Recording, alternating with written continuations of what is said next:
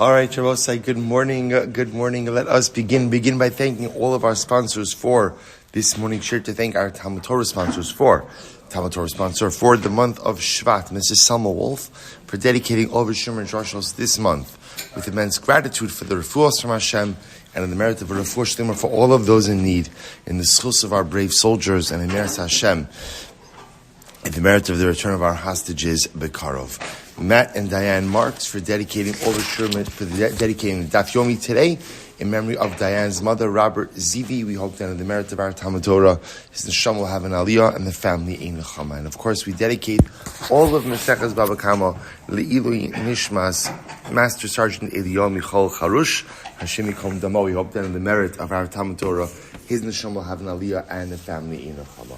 So with that, let us begin. Today's daf is Ayin Aleph 71, and we are picking up in Meretz Hashem on Ayin Base 70b at the two dots. We actually began this yesterday, but let's begin again. Ganav Umachar B'Shabbos. So I'll say it is 2, 4, 6, 8, 10, 12, 14, 16, 18 lines up from the bottom. Some really very interesting and very riveting Gemara today. Supposed to remember again, the Mishnah said Ganav Umachar B'Shabbos, that if a person went ahead and stole an animal, and sold the animal on Shabbos, said Halacha L'Maisa, I am chayiv arba v'chamisha. I am chayiv in the 4 and 5 times penalty payments. Okay, so that's the Mishnah. Similar to V'hatanya Pater, but we learned in the Brisa that if you stole an animal and sold it on Shabbos, said Halacha L'Maisa, you're Pater. In other words, when we say Pater, that means Pater from arba and chamisha. You are Pater from the 4 and 5 time penalty payments. So what's going on over here? How do you reconcile the Mishnah and the Brisa? So also it's actually quite amazing. So the Gemara says, Amar Bar Chama says, I'll give you an explanation. Kitanya Hy'd Pater. When the Brisa says that's your Pater, here's the case. But Omer Lo, we'll say this is where the purchaser says to the Ganov, Akutz lecha te'ina miteinasi, v'tikna li gneva. So remember again, let's just play this out. Reuven goes ahead and steals a sheep from Shimon on Shabbos. Okay? Now Reuven wants to sell the sheep, so he sells it to Levi. All this happening on Shabbos. Levi obviously now has to pay, right? So in other words, Reuven wants to sell the sheep to Levi. Levi has to pay for the sheep. So what does Levi say to Reuven? Listen, here's the deal. I'm going to pay you for the sheep. I'm going to pay you in figs. I have a fig tree and pay you in figs. And it happens to be Reuven says, you know what, I'll pay you even in fresh figs. So go over to my fig tree and go cut down 10 figs for yourself. So what happens? So Reuven goes ahead and pulls off of the tree 10 figs. And I remember again, the act of detaching produce from a tree on Shabbos is an av malacha, one of the 39 prohibited categories of malacha, which if you do so intentionally, carries with it a death penalty. So now watch, here's the case over here. So therefore, when Reuven is selling the object, Reuven also incurs a death penalty, right? So he's selling the object. So now again, there's two things happening over here. He is selling a stolen object, which generally, when it comes to livestock, would incur the 4 or 5 times penalty payment. And at the same time that he's selling the livestock, he's also incurring a death penalty. Why? Because he's detaching produce from the tree on Shabbos. So remember again, this becomes now a case of what?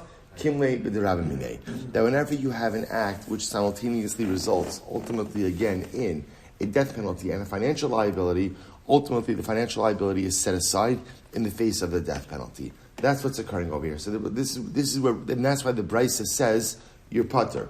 So the Mishnah is just talking about Stama case where Reuven stole on Shabbos and is selling it on Shabbos. And again, the sale is not resulting in any kind of death penalty. So in that case, he's chayiv for the financial penalty of arba v'chamisha. The Brisa, which says that your Pater, is talking about a case of simultaneity, where there is both an obligation for financial liability and a death penalty. If that's the case, the death penalty sets aside the financial liability. Beautiful. I mean, not beautiful, but you understand. So take a look at Rashi over here. Actually, not yet. Look at Rashi. Akut te'ina. Lokut te'ina meteina si b'dimei hagneva b'Shabbos. B'chein asa. So Reuven did this, and ultimately again, Reuven is now chayiv misa. Because he's chayiv misa, Therefore, he's going to be exempt ultimately again for the arba v'chamisha. Beautiful. So the Gemara says, 1 second. Does this make sense? Amri, v'chevan dechi tavale kaman bedina, lo amrina le zil shalim, the mechayiv benafsho. So now listen to this. Let's play this out. Okay, so now let's go with this interpretation of the case. Right? Reuven stole the sheep from Shimon, sold it to Levi on Shabbos. Levi said, Reuven, go ahead and take your payment from the figs on my tree. So now Reuven goes ahead and does so. So now Reuven is chayiv misa for violating Shabbos, and that sets aside the financial liability. So let's play this out for just a second. Let's say now it turns out that Reuven is caught, and now Reuven has to return the object, right? Or I should say, they extract the lamb, the sheep, from Levi to give it back to Shimon. So now we'll say, what's going to happen? What's going to be the next situation over here? So Levi, the buyer, is going to come to Beis Din, and what is Levi going to want back in return? What is he going to want back? The figs, right? After all, again, if there's no sale, if there's no sheep, if you're Levi, I want my figs back. Now watch this. The Gemara says, when Levi comes to Beis Din asking for his figs back, what is Beis Din going to say? Beis Din is going to say, listen, we're not getting involved in this, because at the end of the day, Reuven is now chayiv misa as a result of the figs that he picked. So because of that, Beis Din is not going to start illegal proceedings, financial legal proceedings against Reuven to extract the figs and give them back to Levi, since Reuven is chayiv misa. Now watch what the Gemara says. Amri, v'cheivan dechi tavale kaman bedina. If, let's say again, Levi, after having the sheep taken from him and given back to its owner, to Shimon, if Levi would come to us in Beis Din, requesting us to intervene and get his figs back from Reuven, so the Gemara says, Lo amrina le zil shalim. We would not say to Reuven, go ahead and pay back the figs. Right? Why? Because Reuven is chayiv misa, the mechayiv benafsho. So the Gemara says, hamechira nami lad mechirahi. So we'll say, here's what's interesting. The fact that just to play this out, the fact that if the theft were to be discovered, and let's say again the sheep would be taken from Levi, the buyer, given back to Shimon, the original owner, and now Levi were to come to Beis Din and demand restitution for his figs, we would say to him, I'm sorry, this is not a case we're getting involved in. Why? Because since Reuven is chayiv misa, we're not going to start dealing with the financial implications over here. What does that show you? What that shows you at the end of the day is that the sale wasn't really a sale. Sale wasn't really a sale. Because the sale wasn't really a sale, maybe that's why Reuven is not chayiv arba v'chamisha. In other words, you're looking at this, the reason why Reuven is pater from arba v'chamisha, because it's like a kimle b'dirabah minei. Like there's this simultaneity of liability, and therefore again the capital liability sets aside financial liability. Maybe not. Maybe actually the reason why there's no arba v'chamisha over here is because there's not really a sale. That's why it's not chayiv. So Rav Papa says you're right. Let me give you a different interpretation. Also, remember again, all of this is an effort to go ahead and determine an explanation of the brisa, right? Remember again, the Mishnah says that if you steal and sell on Shabbos, you're chayiv arba v'chamisha. The brisa says you're pater. We're just trying to figure out the brisa. Why does the brisa say that you're pater? So the Gemara says, listen to this next. So therefore, Rav Papa comes along and offers a different explanation. Rav Papa, ba'omer lo zrok gnevosech lechatzeri v'tikni li gnevosech. Shabbos, you have to listen to this. Rav Papa says, here's the case. Same scenario. In other words, Reuven stole from Shimon. It is now selling it to Levi. So Levi says to Reuven, here, do me a favor. Pick up the sheep, and just throw it into my chutzner. And I'll acquire it like that. All right, we'll settle a payment afterwards, but I'll acquire it like that. Rabbi says, now watch this. So the Gemara says, Kamma. So Rabbi says, what's happening over here? Once again, there's this simultaneity. Now remember again, if you are Reuven, and you're taking a sheep from one domain, let's say you're standing in Rosh Hashanah, and you throw it into Levi's domain, what is that called? Hotzah. That's called transferring an item from one domain to another on Shabbos, which, if done intentionally, is also a malacha, carries with it liability for death, right? Death penalty for willingness, for willing desecration of Shabbos. So therefore, again, Rav Papa suggesting over here, that's the case. So now, one more time. Reuven stole the sheep from Shimon, and now is selling it to Levi. Levi says, just pick it up, throw it into my domain. So therefore, Reuven picks it up, throws it into Levi's rishus. So we'll see what's happening over here. Simultaneously, there's dual liability. Number one, for arba v'chamisha, 4 and 5 time penalty payment for having sold a stolen item. And number two, liability for violation of Shabbos. So because, now once again, that's kimli b'drabamine. Whenever you have simultaneity for both death and money, the death penalty sets aside the financial liability. That's why the Brisa says that you're pater. To which the Gemara says, well, one second, Kiman, whose opinion does this reflect? Rabbi Akiva da'amar kluta k'mishuhun chadamya. Now, we'll see, and I remember again, it's only where it's explained to Rabbi Akiva, because what does Rabbi Akiva say? Once something enters into the airspace, right, of a domain, it's as if it is at rest. Also remember again, we saw this machlokas back in Shabbos, back in Eruvin, when is an item considered to be at rest in the domain? Is it literally only once it hits the ground, or even once it enters into the airspace? So this is a machlokas Rabbi Akiva and the Rabbanan. So Rabbi Akiva holds, once it enters into the airspace, it's as if it's at rest. This is the only way this case works. Why? Dik Rabbanan, because if it's like the Rabbanan who hold that ultimately, again, something is only considered to be at rest in a domain once it hits the ground, because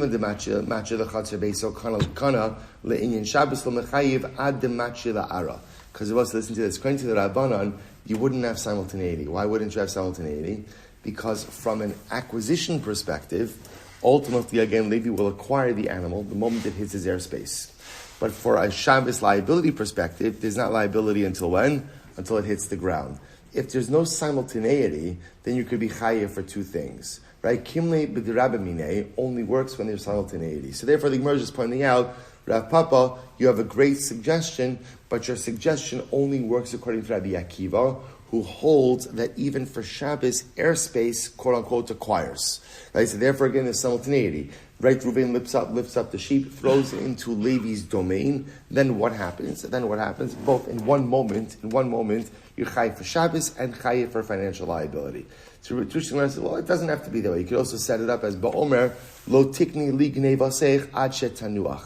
So I'll say, ultimately, you could set up this case.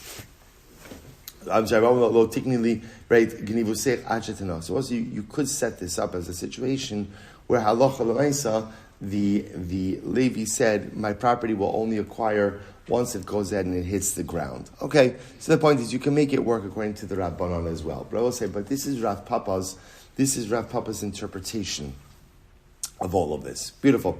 We'll say, Rava says, no, not necessarily. The Olam Karachawa. So I'm going to come back to Kluta Kimishuncha in just a little bit. Rava Amar, the Olam Karai Barchama. So we'll say, now remember again, Rava decides to go back to Rami Barchama. I will say, what was Rami Barchama's idea? Rami Barchama's approach was where remember, Reuven stole from Shimon, and then went ahead and sells it to Levi. Levi says, how is Levi going to pay Reuven? He says, Reuven, pick some figs from my yard. That'll be your payment. And we wanted to suggest, because now Reuven has also incurred a death penalty for willful violation of Shabbos, kotzer, ktsira, reaping, right? Oker dav mokum gidulo. There's simultaneity of liability, and therefore he's only chayiv for the death penalty. We don't set aside the money. Now, the reason why the Gemara moved on from Rami Barchama is because the Gemara suggested that maybe Rami Barchama's case is not really a sale. Why is it not really a sale? Because let's play this out. If afterwards, right, they were to discover that Reuven stole, and now what happens? Beis Din repossessed the sheep, gave it back to Shimon. Levi shows up in Beis Din and says, I want my figs back. What would we say to Levi? No, we're not getting involved in this. Since Reuven is already liable to a death penalty, we're not following up on your claim for the figs. We're just not. So the Gemara says that shows you that there was never a sale. So now the Gemara wants to go back and challenge that point. Rava Amar the Olam Rami Barchama. We like Rami Barchama's interpretation.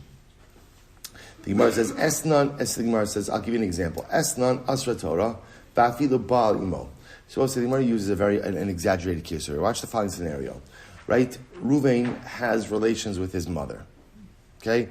Right? Reuven's mother is a harlot, and he has relations with her. She says, before they have relations, she says, okay, my fee is X, whatever the fee is. He has relations with her. He gives her the fee. Now, I will say, now, remember, again, this is good. I want to wake everybody up a little bit over here, right? So he gives her the fee. Now, I will say, now remember again, the halacha is esnan zona, money, or let's say in this case over here an animal, that a woman receives as compensation for her services cannot be offered up as a carbon. That's talacha, esnan zona. So now watch this. So now Reuven gives his mother a sheep. Now watch this. Vim tavala kaman bedina. Now, okay, so that's talacha. So now that animal cannot be offered up as a carbon. Now watch this. Let's say for argument's sake, that now what happens? Reuven has relations with his mother, and he refuses to give her the sheep. She brings him to Beis Din. Right? That's one of those days where the Dayanim are like, I should have stayed in accounting, right? So I say, so now what happens? So now she brings him to Beis Din. So now Beis Din, what is Beis Din going to say to this case? Right? What's Beis Din going to say to this case? So Beis Din is going to say, whoa, you need therapy, not a Beis Din, right? In other words, we are not wading into this case. Now there's a reason why Beis Din is not going to wade into this case. Why? Because remember again, Reuven's chayiv misa, right? Reuven's chayiv misa for incest. So Lamaisa, Beis Din would not get involved in this case. Yet I will say, what's the point? So we'll say, so now obviously Beis Din is not going to get involved and say, Reuven, you had relations with your mother, you promised her a sheep, you really owe the money. Right? Beis Din's not going to get involved in this. Yet I will say what? Yet despite all that, afagav dechi tavala bedina lo amrina le zil havle kevan diyavle have esnan. So I'll say, even though Beis Din would not get involved in this, it doesn't change the fact that halacha l'maisa, the sheep that he would give her ultimately does have the status of esnan zona. It does have the status of esnan zona. So we'll say, so just interesting to note over here. So what the point the Gemara is making is that halacha l'maisa, just because something is not necessarily enforceable in a court of law, doesn't mean that at the end of the day, the transaction itself didn't occur. So in other words, just because Reuven's mother couldn't sue him in Beis Din ultimately, again, for esnan zona, doesn't mean that the animal that he would give her doesn't have the status of esnan zona. Similarly, again, just because in the Shabbos case, just because if Levi would come to Beis Din and say, I want my figs back, Beis Din wouldn't get involved, doesn't mean that a sale didn't occur. That's the point the Gemara is making over here. Hachanami, last line about say Hachanami, afagav de le'inyan tashlumin, itava bedina kaman lo amrina le'zil shlem. So too over here, in this case, even though Levi would show up in Beis Din and say, you know what, I want my figs back, Beis Din would not get involved in this case, right? They're not getting involved in this case because Reuven is chayiv nisa. Nevertheless, top of ayin aleph afilu hachi kevan de kamakni le'bahachi havi mechira. Nevertheless, I will say it still is a valid sale. In other words, just because Beis Din wouldn't follow up on it, that's because there's another complicating legal reality that's happening over here. But Lamaisa, the sale would still be a valid sale. So therefore, I will say the Gemara seems to go back and choose to really interpret the Brayso. Therefore, what we really have is two cases. Case number one is the case of our Mishnah, which is Reuven steals a sheep from Shimon and sells it to Levi on Shabbos. All this happens on Shabbos. And what does the Mishnah say in that case? Mishnah says, Reuven is chayiv, arba v'chamisha. He's chayiv, the 4 and 5 time penalty payment. Good. That's it. Straightforward case. Then I have a brayso that says that if Reuven stole from Shimon and sold the sheep to Levi on Shabbos, Reuven is pater from arba v'chamisha. So what's that case? Now, the Gemara seems to end off by going with Rami Bar Chama, and Rami Bar Chama says that halacha l'maisa, it's a case of where when Reuven sells it to Levi says, okay, go take some figs from my tree as payment. So Reuven does so. So therefore, both say at the moment that Reuven is selling the object to Levi, he's also incurring a death penalty for Shabbos violation. That'll be kimle b'derabamine, simultaneous liability, sets aside the financial liability, only chayiv for the capital liability, and that's why the Brayso says you're pater for arba v'chamisha. Beautiful. All right, let's go back there. So the next case in the Mishnah was that Reuven went ahead and stole and slaughtered on Yom Kippur. So the Gemara says, so now remember in for Yom Kippur, for violation of Yom Kippur, there's a chiv kares. In general, the concept of kimle b'derabamine, that when there is simultaneous liability, ultimately, again, we set aside the financial liability in the face of the death penalty. only applies to Misa Bide Adam. Only applies to death sentences carried out in a human court. But let's say Kares, Misa Bide Shamayim, which are heavenly punishments, right? Ultimately, again, the financial liability stands. So the Gemara says, Amri, Amai, Nihite Katla Leka, even though you're right. So there's no death penalty imposed by a court over here. So that's why, again, if you stole and you slaughtered and sold on Shabbos, on Yom Kippur, you would be chayiv arba v'chamisha, because there's no humanly imposed death penalty. But I will say, at the end of the day, there's malchus, right? Malchus niha'ika, you get lashes. So why don't we say that because there are lashes, maybe the presence of lashes sets aside the financial liability. We have a concept that you don't get malchus and pay as well. So in other words, why not say that on Yom Kippur, even though you're right, the death sentence is not carried out in a human court, it's only done by the shamayim, but lamaisa, there's malchus, and maybe the presence of malchus should set aside the financial penalty. Amri ha-mani, who's the pain? Is this Rabbi Meir? Da'amar Rabbi Meir here, Da'amar lokum mishalim. Rabbi Meir actually holds that you can get malchus and a financial penalty as well. Okay, so the Gemara says, Rabbi Meir, if that's Rabbi Meir, afilu tavach b'Shabbos. If that's Rabbi Meir, then ultimately, again, so if that's the case, then we should say the same thing over here by a person who steals and slaughters on Shabbos. Because Rabbi Meir would still hold that you should have to pay. So Gemara says, V'chi tema, lo ki'u mishalim islay, meisu mishalim leslay. Or maybe Rabbi Meir only holds that you can get malchus and mammon, but not misa and mammon. In other words, Rabbi Meir says you could get flogged and have to pay, but there's no such thing as having a death penalty and having to pay as well. V'lo, is that true? So the Gemara says, V'atanya, we learned, Ganav v'tavach b'Shabbos, Ganav v'tavach la'avodah zara, Ganav shar haniskal utuvaka. So we'll say three cases over here which we're going to talk about. Case number one, right? Ruvain stole and slaughtered on Shabbos. He stole and slaughtered for avodah zara, or he stole and slaughtered a shar haniskal.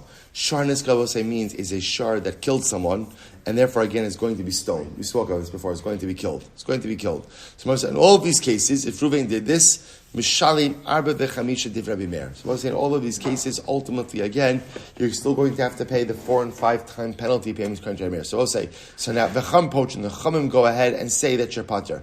Now, we'll say, just to appreciate what's happening over here, we'll discuss this a bit more, but specifically the case of Shabbos. Right? In the case where Reuven goes ahead and steals the animal on Shabbos and slaughters it on Shabbos, Rabbi say, that is a case of simultaneous liability. Right? You're chayiv for theft, and you're also chayiv ultimately again for slaughtering. Now, slaughtering an animal on Shabbos is one of the lamates malachas. Yet, again, Rabbi Meir still holds that you are chayiv both mammon and misa. So you see from here that Rabbi Meir holds that you could be chayiv for two things, both mammon and misa. So the Gemara says, Amri bar minei dahi. Leave out this case. I'll tell you why. The ha'itmar Allah Amr Rabbi Yaakov Amr Rabbi Yochanan from the Amr Rabbi Yirmiyah Amr Rabbi Shimon Lakish Rabbi Avin Rabbi Eloi v'chol chavrusim mishmeid Rabbi Yochanan. So a lot of people said Amri betoveach al yedei acher. This is interesting. Now let's say what's the case over here? The case over here ultimately is in all of these cases we're talking about a situation where the shechita is being done by someone else. Reuven stole it. Reuven stole the object. But the shechita is being done by another party. Very interesting. And that's why there could be dual liability. Okay. So the Gemara says, 1 second. Let's analyze this for just a second over here. The Rebbe will say, I don't understand. If Reuven's the thief and someone else is slaughtering, so then why would Reuven be chayiv arba v'chamisha? Right? In other words, Rebbe will say, the way the Torah is set up is we assume we're talking about there's one guy doing all of this, right? One thief who is stealing and then subsequently slaughtering / selling. So if you have one guy stealing and someone else slaughtering and selling, why would the thief be liable arba v'chamisha? So the Gemara says, Amarava, shiny hacha da amakra utavacho macharabo. So in general, we have a concept that you're only liable for something if you're the one carrying out the ma'isa. This may be an exception. Why is this an exception? Because the pasuk says, when speaking about arba v'chamisha, that if you steal a sheep or a cow, you have to pay 4 or 5 times penalty. The Torah says, utavacho umacharo. Right? You went ahead and you slaughtered it, or you sold it. Now, interestingly enough, the Torah itself is linking these two processes of stealing and slaughtering to teach you what? Ma mechira al yedei acher. Now, also remember again, a sale only works if what? If there's another party. Right? Obviously, a seller requires another party. Af tavicha al yedei acher. So too, again, interestingly enough, there's liability even if what? Even if the slaughter was done through someone else as well. It's interesting. So it's just a legal technicality. So when it says Dibei Rabbi Shmuel Tana O l'Rabos es hashliach. So we'll say Dibei Rabbi Shmuel. They said the word O in the pasuk O comes to include that even if the slaughter was done through a shaliach, ultimately again the thief would be liable. Dibei Chizkiya Tana Tachas l'Rabos es hashliach. So Dibei Chizkiya said ultimately again Tachas comes to include a shaliach and liability as well. So we'll say, bottom line, all three of these opinions are agreeing on the same idea, which is there's something unique over here, that even if the shechita is done through someone else, ultimately, again, there's liability for the thief. Liability for the thief. So again, I will say, therefore, halacha l'maisa, Reuven steals a sheep from Shimon, and he goes ahead and he gives it to Levi to slaughter. When Levi slaughters it, ultimately Reuven the thief is going to be chayiv arba v'chamisha, right? Which is unique because generally, in order to be liable for something, you have to commit the act yourself. But again, based on the drasha and the pasuk, even if a third party goes ahead and does the slaughter, the thief will be chayiv for that. Fascinating. So Maskif Lamar Zutra. So Mar Zutra said, 1 second. Mi ikamidi di ilu avid ihu lo mechayiv va'avid shaliachu mechayiv. So now let me get this straight. So let's plug this in now to our case, right? So now I understand that there's liability for the thief for the 4 and 5 time penalty payment, even if he has someone else slaughter the animal. Someone else is acting on his volition. Fine. Here's my problem. It's Shabbos. Reuven goes ahead and steals an animal from Shimon. Okay? Now, Reuven gives the animal to Levi, and Levi slaughters it. So now what's going to be the halacha? Reuven is chayiv arba v'chamisha. Now here's what I was saying. So now what if Reuven slaughtered that animal himself on Shabbos? What will be the halacha? Pater. Why? Right? So now I will say, in general, the halacha works like this. Whatever you yourself would not be liable for, a shaliach acting on your behalf would not be liable for. So now I will say, here's the problem with this. So now, if Reuven himself were to slaughter the animal on Shabbos, he would not be chayiv arba v'chamisha, va'avid shliach u'mechayiv, yet if a shliach does it on his behalf, he will be chayiv. That's just a strange formula. To which the Gemara says, Amar Rashi, Hasam lab mishum delo mechayiv hu, ela dekilin b'drabi neba. So listen to this incredible. Rashi says, you're misunderstanding. When we say that if Reuven slaughters the animal on Shabbos, that he's not chayiv, it's not that he's not chayiv. He is chayiv. But rather what happens? There's a legal technicality. The legal technicality is that when you are liable to death and to money, so ultimately, again, the death penalty kind of just sets aside the financial liability. It's not that you're pater. You're chayiv. It's just that ultimately, again, we don't enforce that chayiv against you. So obviously, again, when a shaliach is acting on your behalf, and therefore there's no death penalty on you, the thief, ultimately we will impose the financial liability. Fascinating. So now let's analyze this. But if it's a case, ultimately, again, where Reuven is not shechting himself. So now, again, let's go through this. It's Shabbos. Reuven steals an animal from Shimon, gives it to Levi. Levi slaughters it. So now, again, we said you're going to be chayiv 4 and 5 times penalty payments, according to Rabbi Meir. Why? Which makes sense, because now, again, the shechita is happening through someone else. Why would Rabbanon say that you're pater? Amri man chachamim, who are the chachamim? Rabbi Shimon, damar shechita she'ena reuya lo shma shechita. So I will say the Rabbanon reflects the view of Rabbi Shimon, and Rabbi Shimon in general says that the 4 and 5 time penalty payment for slaughter only occurs with the shechita which produces an animal that is consumable. But if the shechita ultimately, again, is not a valid shechita, then halacha l'maisa you're not chayiv for arba v'chamisha. I will say, now watch this. Here we go. Amri, so let's analyze this. So I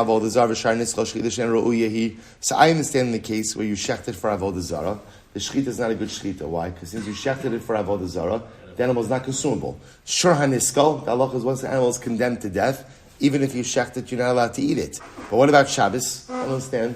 right? If Reuven is if you have a third party shechting it on Shabbos, why is the animal not consumable? Shchita re'uyahi. This should be a proper shchita. Why was this and this? Well, first of all, it's incredible that we're learning Hilchos Shabbos on Erev Shabbos, which is also just like a fascinating confluence of events. So we'll say, now watch this. This nan hashochit b'Shabbos Yom Kippurim. If a person shechts an animal on Shabbos or on Yom Kippur, afa pishem is chay b'nafsho shchita k'sheva. What's the first white line? What's the halacha? We'll say, if you shecht an animal on Shabbos and Yom Kippur, even though there is liability, capital liability, for shechting an animal on Shabbos, but the shechita is a good shechita. The animal is kosher. The animal is kosher. So if the animal is kosher, we'll say, so ultimately, again, why would the Rabbanan say that's your pater? Why would the Rabbanan say that's your pater? To which the Gemara says, Amri, listen to this. Savrei Rabbi Yochanan Sandler. We'll see, here we go. We're getting into the kishkas of Hilchos Shabbos, which is really exciting. So we'll say, it must be that the Rabbanan, who hold like Rabbi Shimon, I should say the Chachamim, hold like Rabbi Shimon, also like Rabbi Yochanan Sandler. What did Rabbi Yochanan Sandler say? Disnan, Hamavashal b'Shabbos b'Shogeg. Watch this. A person cooks on Shabbos accidentally. Right? Accidentally, I forgot it was Shabbos, or I didn't know that cooking is prohibited on Shabbos. Okay? So what's the halacha? B'Shogeg, if you did it accidentally, Yochal, you are allowed to consume the products of your labor.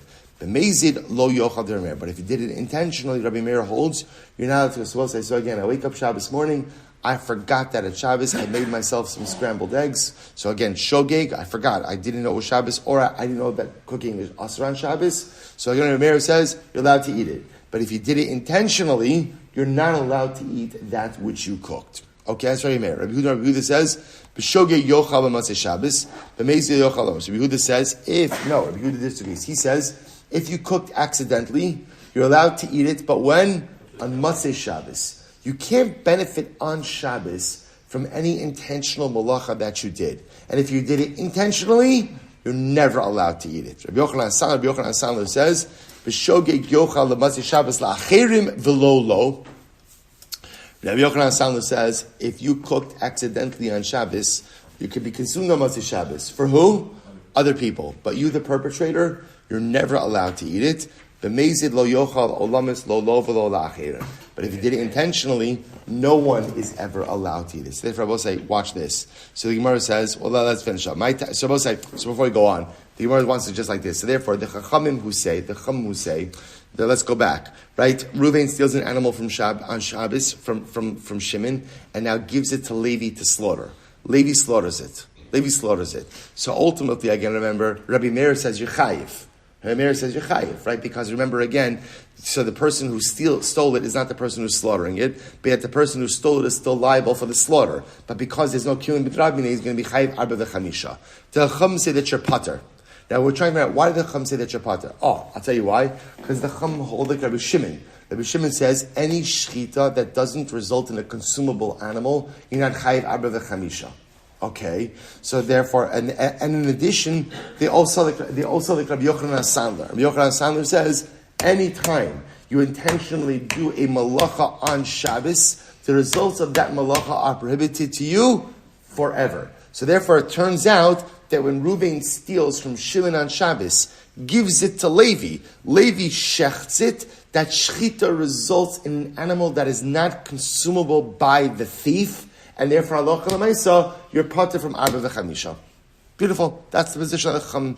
My time of Rabbi back in Shabbos. My time of Rabbi Yochanan Sandler. What's Rabbi Yochanan Sandler's logic? Why does Rabbi Yochanan Sandler say that halacha l'maisa, if you intentionally violate Shabbos, in this case it's cooking, you intentionally cook on Shabbos, ultimately the results are usher for you and for everyone forever. So the Gemara says, Kididarish Rabbi Chia apischa de benesiya. As Rabbi Chia darshan at the end of the house of the Nasi, ushmartem es haShabbos ki kodesh hilochem. You shall guard. We'll say it's beautiful to do this on Erev Shabbos. No, incredible. Ushmartem es haShabbos ki kodesh hilochem. We'll say you should go ahead and literally again guard the Shabbos, for it is kodesh to you. Ma kodesh aser ba'achila. Just like we'll say something consecrated is prohibited for consumption. Af ma'aseh Shabbos asurin ba'achila.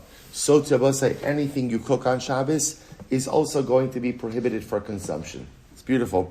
Ima kodesh asar ba'ana of Maseches Shabbos asar ba'ana. But if you're comparing, right? If you're comparing food cooked on Shabbos to hektish, we should say just like hektish is asar ba'ana, so too again anything you cook on Shabbos should also be asar ba'ana. Talmud lomar lochem. Therefore the pasuk says lochem ki kodeshi lochem shalochem yehei. Ultimately, again, even though you can't eat it, you can get benefit from it. So both say, so according to Rabbi Yochanan Sandler, the Torah compares anything cooked on Shabbos to hektish. Just like hektish can't be consumed, so too anything you cook on Shabbos can't be consumed. But unlike hektish, which is asar ba'ana, for benefit, anything you produce on Shabbos lachem, you can still get hana from it. Incredible. Someone says, Yachafilu b'shogeg. You might have thought this is true even if you did it b'shogeg. Talmud lomar, mechalaleha, most you must. The pasuk says, by Shabbos violation, those who violate it will be put to death. The meizir amarti lecha, v'lo b'shogeg. Ultimately, again, there's only liability ultimately for intentional violation of Shabbos, but not b'shogeg. So therefore, I will say that rounds out the position. So the position of the Chachamim who say that if you go ahead and you steal an animal on Shabbos, right? Reuven steals from Shimon, gives it to Levi to slaughter. Right? Reuven is not going to be chayiv arba v'chamisha. Why? Because since that slaughter does not produce a shchita ru'uyah, does not produce an animal that is consumable, based on the positions of Rabbi Shimon and Rabbi Yochanan Sandler, therefore you're not chayiv arba v'chamisha. This is the machlokes between the Chachamim and Rabbi Meir. I will say it's actually very beautiful. I mentioned this a number of times on that pasuk of Ushmartem es Shabbos. So again, Rabbi Soloveitchik says very apropos. Rabbi Soloveitchik spoke about the idea that he found that one of the greatest distinctions between his youth in Europe and his adult life in America, he said in America there are many Shomrei Shabbos, right? But in America, he said there are very few Shomrei Erev Shabbos. He says he remembers from his youth that people were Shomer Erev Shabbos. Now what happened? On Erev Shabbos already again, there was a preparation for Shabbos. There was no running in the 18 minutes of Shabbos, right? There was no last minute preparations. That a person should go into Shabbos, benachas. Person should be prepared. Plan your day accordingly. Of course, to last minute things, could it happen last minute things? Of course. I would say, but a person knows, you know what's on your calendar. So you know that if you have meetings at 2:30 on Erev Shabbos, when Shabbos starts at whatever it is, 4:45, that is going to be a problem. You're not going to be Shomer Erev Shabbos in a situation like that. So I will say, so again, sometimes you don't have control, but Lamaisa, when you do have control, Ushmartem es Shabbos is not just the din from candle lighting and on. Ushmartem es Shabbos ultimately again is a din already being Shomer Erev Shabbos as well. This is a good plug. You can also see Reb Jacob Milner for any TORAH sponsorships, right? Again, I'll say this is why we go into Shabbos. TORAH, again, you go in, you prepare a little bit. It's a different kind of Shabbos when a person is running in by the seat of their pants versus when a person goes in benachos. A person is ready for Shabbos, a Shomer Erev Shabbos. Very important din in our Shemir Shabbos. Pligi baravacha v'ravina. So here we go. So we'll say now we're a little bit steeped in Hilchos Shabbos. Upligi baravacha v'ravina. Chad amar Maseches Shabbos daraisa, v'chad amar Maseches Shabbos d'Rabbanan. So this is interesting. Machlokes Ravacha and Ravina. We'll say when we say, so now we've established, I will say that if you cook on Shabbos intentionally, the results of your labor are prohibited. Now let's say, so again, machlokes in how prohibited. Prohibited on Shabbos, after Shabbos for you, for other people. Here's the shaila. When we say that which you cook on Shabbos is asr, is that an isur da'araisa or an isur d'Rabbanan? So the Gemara says, Chad amar isur da'araisa. So Chad amar Maseches Shabbos da'araisa. Chad amar Maseches Shabbos da'Rabbanan. Machlokes man amar da'araisa ki da'amar. Supposed to say the opinion that says that it's asur da'araisa. That's what we just saw. Ushmartem es Shabbos ki kodesh hilachem. We compare that which was cooked on Shabbos ultimately again to hektish.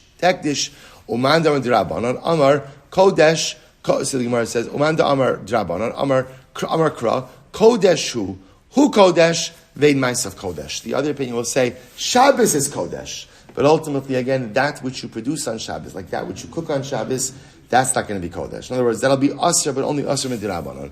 So bishon uman damar d'Araisa. So the one who says that anything that you cook or produce on Shabbos is asr d'Araisa, amatu l'haki amabeis, amatu l'haki pach Rabbanan. So I will say that makes sense.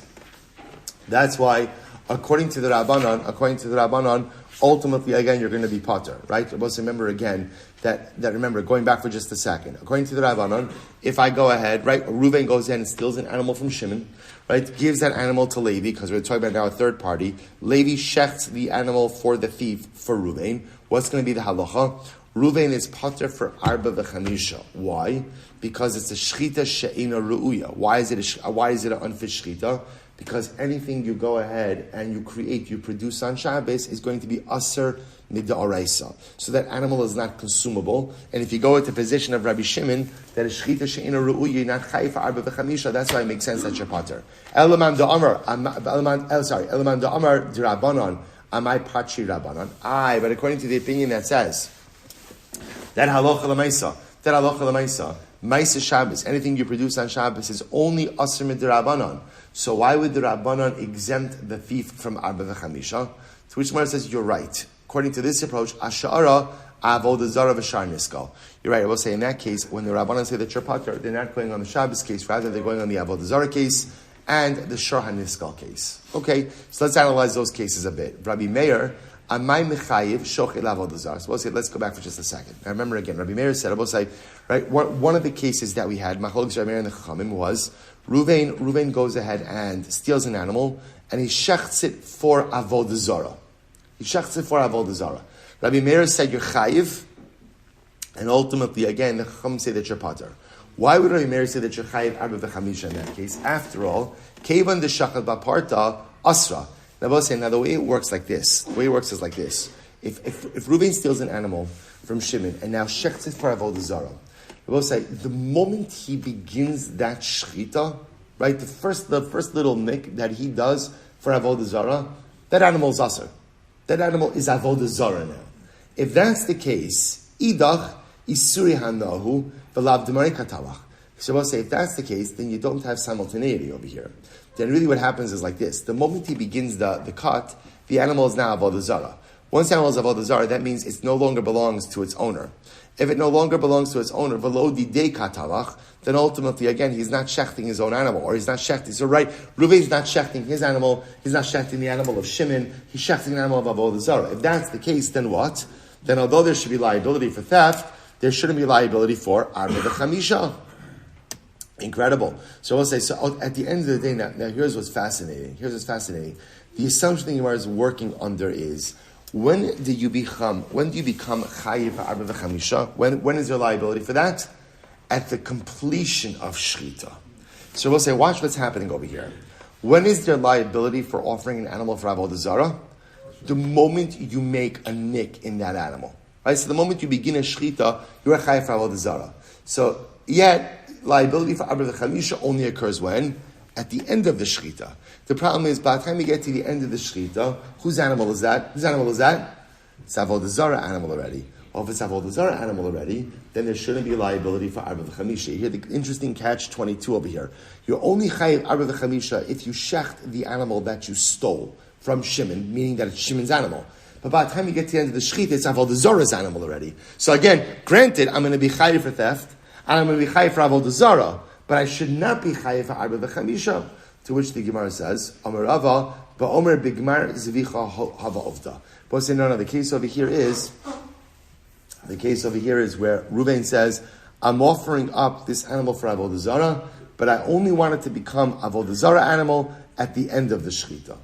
Okay, in which case there'll be simultaneous. But remember again, Rabbi Meir holds that you're chayiv for simultaneous liability. Okay, shar niskal. Let's go back. We'll say, what's shar niskal? Shar niskal, we'll say, remember again, is the case, but Pashtus, where Reuven stole from Shimon an animal. Now remember, this animal was condemned to die already. We'll say, little Chazran Baba Kamma. When would you have an animal that's condemned to die? When is the animal condemned to die? Right? Animal killed someone. Right? So Shimon's animal killed someone, but yet Shimon still has it. Reuven stole that animal from him, right? And now shechts it or sells it. So now Rabbi Meir said, Yechayiv arba v'chamisha. But why? Shar niskal isuri hananinu lav d'marei katabach. I will say, essentially, right, when Reuven steals a shor haniskal from Shimon, what has Reuven done? Not really anything. That animal is prohibited from benefits from Shimon already to begin with. So why should there be arba v'chamisha liability? What's the case? It's actually interesting. The case of a kind of alluded case over here. Kigon, Shemasu l'shomer. We'll say here's the case. Right, we'll call him Shimon. Shimon had an animal. Shimon gave the animal to Ruvain to be a shomer. Okay? V'hezik bebeis ha-shomer v'hua bebeis ha-shomer v'nigbar dino beis ha-shomer. I will say, now what happened? Ruvain, while the animal was with Ruvain, so the animal ultimately again did all of this damage and essentially became a muad and now liable to death under the domain or while under the watch ultimately of Ruvain. Okay, so now watch this. Some Rabbi Meir, some like Rabbi Yaakov, some like Rabbi Shimon. Okay, so I'll say just hold on to this for just a second. Rabbi Meir holds like Rabbi Yaakov and he holds like Rabbi Shimon. What does that mean? Some like Rabbi Yaakov, the Amar, af mishenigmar dino, hechziro shomer lebailim muchzar. But so remember again, we had this case, we just actually had this case a couple of days ago with chametz. We'll say, if let's say something happens to change the status of something, but the change in status is unrecognizable, what do we call hezek shein or nikar? Can you return the item in its current state to its owner and fulfill your obligation of return? So remember, I'll give you a simple example, right? So let's take this case. Let's take this case. Shimon entrusted his animal with Ruvain. So what happens now? Ruvain, while it was with Ruvain, now let's say it became a shar in his skull. The animal killed someone. So now Ruvain brings the animal back to Shimon. He says, okay, just returning your animal, have a great day. Right? So we'll say, so now the shaila is, does that work? On one hand, has Ruvain returned the animal entrusted with him? Yeah. Absolutely. Only one little smidge of a detail over here, which is that what? This animal is now liable to a death penalty and therefore it's worthless. So we'll say, so the shaila is, when you return a worthless but fully intact and externally same animal that was given to you, right, is that considered to be a proper return? So Rabbi Yaakov holds, yes. Rabbi Yaakov said, remember again, this is the same case, remember, so we saw before, where Ruvain stole chametz from Shimon before Pesach, and then ultimately again, after Pesach, Ruvain decides to become a Baal Tshuva, and gives back, the box of Entenmann's donuts. He says, here, Harush, I'm giving you back the donuts. That's great, but the donuts before Pesach were worth something. Now after Pesach, it's worth 0. So Yaakov holds that halacha l'maisa hezek shein or nikar lo shmei hezek. That at the end of the day, if the object is intact and you return it, you fulfilled your obligation. So therefore, again, that's how Rabbi Meir holds. Number one, Rabbi Shimon da Amar. And he says, furthermore, again, something that ultimately causes money, or someone, right, that ultimately can result in a financial claim is like money itself. This now Rabbi Shimon Omer, Kachim shechayev b'achriyusan chayev. That I will say, ultimately, again, a carbon, right, if you steal a carbon, that the owner ultimately has financial liability for, ultimately, again, you're chayev. Alma, davar hagoyin l'mamon kimamun dami. So therefore, I will say, therefore, halacha l'maisa, Rabbi Meir would hold like both of these opinions, like Rabbi Yaakov and like Rabbi Shimon, and that would ultimately, again, result in liability even for an avodah zarah animal. Okay. Rav Kahana, Amrisa l'shmeita kameid Rav Zvid min Narda. I said this over in front of Rav Zvid of Narda. Mi matzis mukmas Maseches Rabbi Meir v'lo Rabbi Shimon. So are you setting up our Mishnah like Rabbi Meir, not like Rabbi Shimon? So the Gemara says, "V'hakatani seifa." Look at the seifa. Rabbi Shimon poter b'shnei elu. The Rabbi Shimon ultimately paters in both of these cases. I will say the last two cases of the Mishnah. Mechlal debekula masnisin moda. We'll say that sounds like over in the rest of the Mishnah, he ultimately again would agree. Amalei lav michlal demoda betavach umachar the refuah v'leklavim. So we'll say no. All it means amalei lav michlal demoda betavach umachar the refuah v'leklavim. We'll say all it means ultimately again is that what is that halacha l'maisa. Yeah, take a look, by the way. I'm sorry, let me just go back to this for just a second. So the Gemara says, one more time, Rav Kahana said this over in front of Rav Zid of Narda. And he says, Mi matzis mukmas masis Rabbi Meir. Do you really think that it's possible to establish our mission like Rabbi Meir? Look at Rashi, mitzvah matzis mukmas nisin, the gun of a tav of Yom Kippur and Rabbi Meir, l'chudei, damar loka mashalei. So both say, remember again, earlier in the Mishnah spoke about the case of a person who steals and sells on Yom Kippur. So ultimately, again, can you set this up like Rabbi Meir, like we were just trying to do? After all, again, I will say, look at the end of the Mishnah. What did the end of the Mishnah say? The end of the Mishnah said, right, Rabbi Shimon poter b'shnei elu. Rabbi Shimon patered in those two cases. And the fact that we mentioned Rabbi Shimon by name at the Seifa seems to indicate that what? Michlal debekula masnisin moda. Sounds like by the rest of the Mishnah, ultimately again, Ultimately, again, that he's moda, to which the Gemara says, Amar lei lo michlal de moda betavach umachar the refuah for the klavim. Take a look at Rashi. The refuah for the klavim. Bistrech, the son of Osein, is coming to tell us that Rabbi Shimon is moda in the case ultimately where a person slaughters for the purpose of refuah, medicinal purposes, and for giving to eat to his dogs. Now, what's the chiddush in there? Look at Rashi. The refuah for the klavim. Bistrech lashmuinan afagav Rabbi Shimon shchita shen ruya loshma shchita hach shchita ruya kachashiv. So it's actually a different discussion which we're going to get into, that even though Rabbi Shimon himself, Rabbi holds, that halacha l'maisa, that when you shecht, in order for there to be liability, it has to be a shchita ru'uya. Right? And therefore, again, if you shecht for a shchita shenri, which means a shchita that is not for consumption purposes, ultimately, again, you're not chayav arba v'chamisha. Even Rabbi Shimon would agree in a case where you shecht for either medicinal purposes or to give to the dogs. That's called the shchita ru'uya. That is called a proper shchita since it serves a defined purpose. Finish up in Rashi. He says, "Hach shchita ru'uya kachashiv la aval b'yom kippurim pligi mishum de'en lo kemushalim." Good. Shabbos says, therefore, Allah Chalamayim says, just coming to say Rabbi Shimon. So again, it's just coming to say in those last two cases that even Rabbi Shimon would agree with that. So therefore, Rabbi say, what comes out over here is something really fascinating. So therefore, Rabbi say, okay, there's a lot that comes out over here. Rabbi say, but bottom line, what we see is that Allah Chalamayim we really spent the majority of our time focusing on this machlokes, Rabbi Meir and the Chachamim, and ultimately, again, reconciling all of these cases. So I will say what comes out essentially is Arba v'chamisha will only be incurred in a situation where there's no kumim b'derabba minei. But if there's kumim b'derabba minei, obviously, again, you get the death penalty. We set aside the Arba v'chamisha. Shita of Rabbi Shimon, does it have to be a shchita ru'uya, shchita she'ena ru'uya, ultimately still requires us to go ahead and determine in our sugis the Kamma. I will say, I just want to end off with one last piece. We began the day today. I want to make sure we finish the Gemara first before we went into this. We began the day today with an interesting machlokes about kluta kimishahuncha. Machlokes Rabbi Akiva and the Rabbanan about when an item goes through airspace but doesn't land in that domain, is it considered to be as if it came to rest or not? So Rabbi Akiva paskins that we hold kluta kimishahuncha damya. Right? Ultimately, if an item goes through an airspace, it's as if it came to rest in that domain. So I was thinking about this concept, and I think that there's a tremendous Musar Haskell in this as well. The Musar Haskell, Kluta Kamishuncha, what does it mean?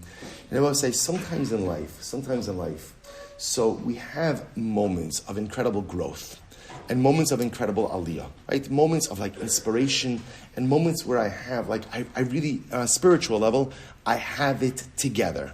And then what happens, Rabbi was saying? We have those moments, and then what happens? We kind of just keep moving. We keep moving, right? And we don't retain that growth. And a lot of times in life we think that halacha l'maisa, if you just have like episodic moments of growth and episodic moments of connection and episodic moments of aliyah, they're meaningless. If it's not consistent and if you can't retain it, it doesn't mean anything. And it comes along Rabbi Akiva, and Rabbi Akiva says that's incorrect. Rabbi Akiva says, Kluta sometimes, even when you're just passing through an area, it's as if you came to rest. Even sometimes just passing through spirituality, even if you don't remain there, still is a meaningful moment. That Allah, even if you don't come to rest in the place of spiritual growth, but you just pass through, that's meaningful also.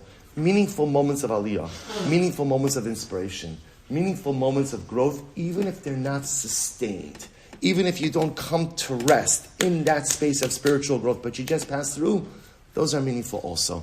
Also, again, we have to give ourselves credit, even for the episodic moments of growth, even if we're not able to maintain or ultimately sustain them. Obviously, our goal is to maintain spiritual growth, to go ahead and facilitate and constantly nurture spiritual growth.